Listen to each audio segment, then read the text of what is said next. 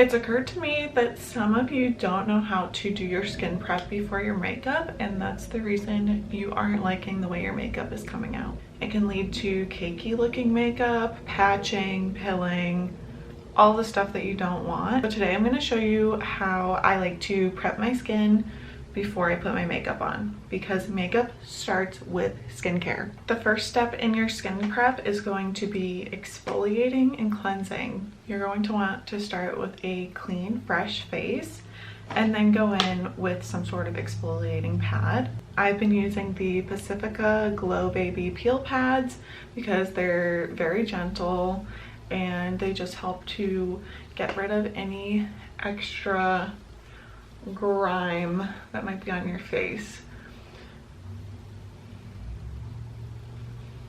Another option you could do is to take micellar water on a cotton round and run that over your face if your skin is really sensitive.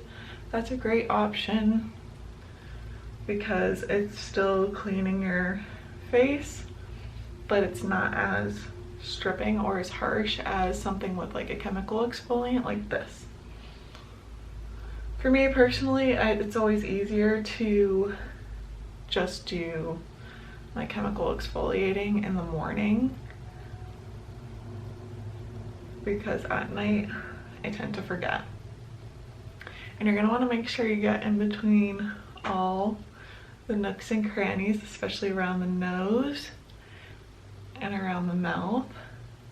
And I always like to make sure I go over my eyebrows.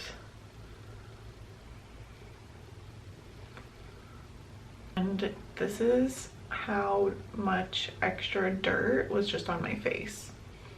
So now that that's off, we're going to have a clean base for our makeup. Another great tip for making sure that your skin is prepped for makeup is to dermaplane your skin, where you remove the peach fuzz. No, it is not going to grow back darker. That is such a myth. I've been doing it for years. It does grow back, but it does not grow back darker. It does not grow back thicker.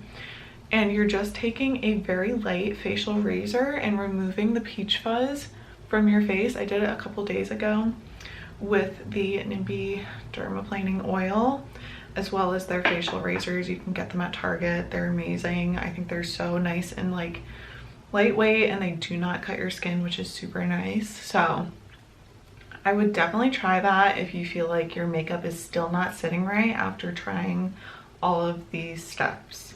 You want to work in layers of thinnest to thickest. So our next step is going to be the Thayer's Milky Hydrating Toner. This is a great affordable option, and a little bit goes a long way.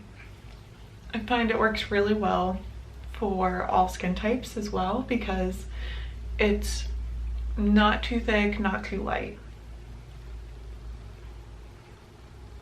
And if you get too much, it can get a little bit soapy, but all you have to do is continue rubbing it into your face.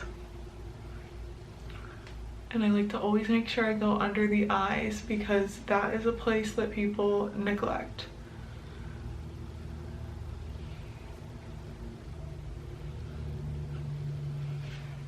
Next, for everyday makeup, you're going to want to be wearing an SPF.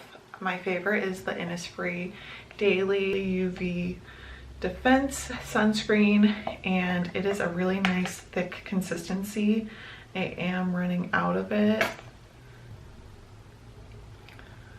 but this is great as a sunscreen and a moisturizer. If you are doing something like event makeup, you do not want to put on sunscreen because it could cause flashback. So instead, I would use something like a hydrating moisturizer.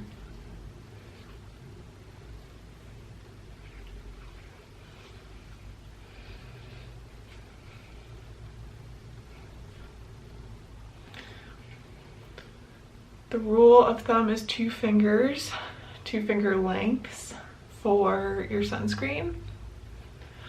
And I like to just really work it into my skin. Make sure you bring it down your neck, I bring a little bit under my eyes as well because again, we want to hydrate under there.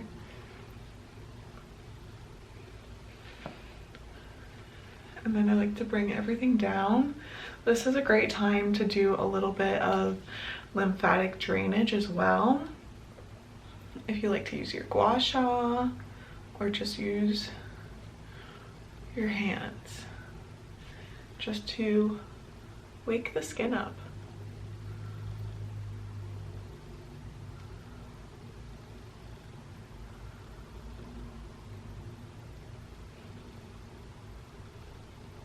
I don't usually do anything crazy on a day-to-day basis.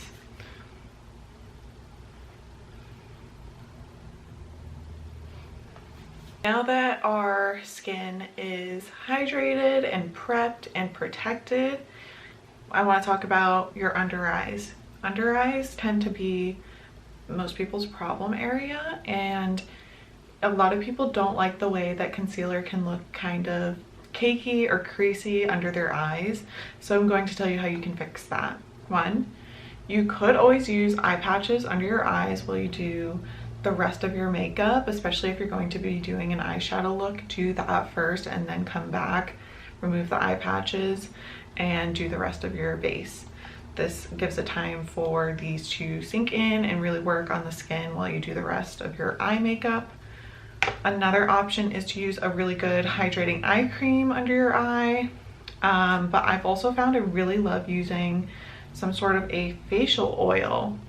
This is the NIMBY dermaplaning oil, and I like it because it's really lightweight. As I was saying, an oil underneath the eyes is an incredible tip to keep your eyes from getting crepey, creasy, crusty, dusty. So I would really recommend you try that out. Just a light facial oil, teeny little bit under the eyes is going to be a game changer. And the last step for our skin prep is going to be a little bit of a lip mask. I'm going to take the trusty dusty Laneige lip mask.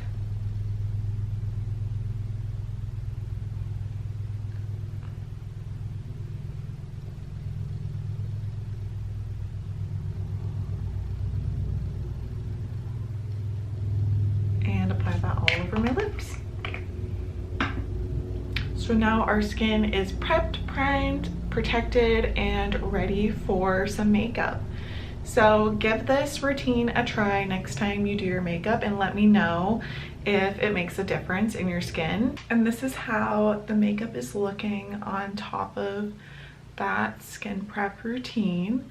Give these tips a try and let me know if it makes a difference in your makeup routine. And if you want to see how I created this makeup look, you can click here to see my Aussie girl glam.